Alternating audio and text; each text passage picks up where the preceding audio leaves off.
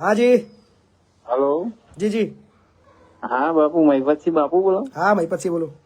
હવે મહિપતસિંહ બાપુ, મારે જે 200 રૂપિયાનું રિચાર્જ થયું છે, મેં તમને વોટ્સઅપ નંબર આપ્યો છે. અચ્છા હા, તો એ નંબર પર જીઓ નું રિચાર્જ કર્યું હતું લગભગ 2-3 દિવસ પહેલા.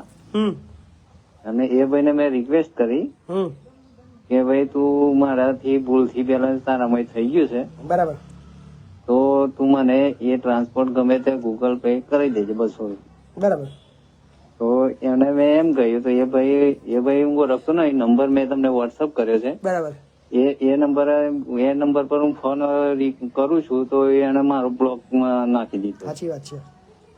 કેટલી તો દુઃખની વસ્તુ હવે છે. એમને બીજા નંબર થી મેં ટ્રાય કર્યો પણ ઉપાડતા નથી. અચ્છા બીજા નંબરથી બી તમે ટ્રાય કર્યો? હે? બીજા નંબરથી બી ટ્રાય કર્યો? હા, બીજા નંબર થી બી ટ્રાય કર્યો. વાહ ખૂબ સરસ. લો તો એ 200 રૂપિયા મારે રિચાર્જ ભૂલથી થઈ ગયું છે, તો પણ ના કાલે નાખો કાલે નાખો એમ તમે કહીને આ એને વાત નહીં કોઈને નાખ્યો. સાંભળો, આ વાત તમે કોઈને કહેશો નહીં, બરાબર? બહુ મોટું મતલબ કહેવાય. અને કદાચ આ પત્રકારોને ખબર પડશે તો કાલના ન્યૂઝપેપરની અંદર ફ્રન્ટ પેજ પર આ લોકો છાપી નાખશે. એટલે કોઈને કશું કહેશો નહીં. અને ધીમેરેન છે ને, આપણે એને મેસેજ કરો કે મારા 200 રૂપિયા છે ને એ પાછા આપે, એવું ધીમેરેન કહો.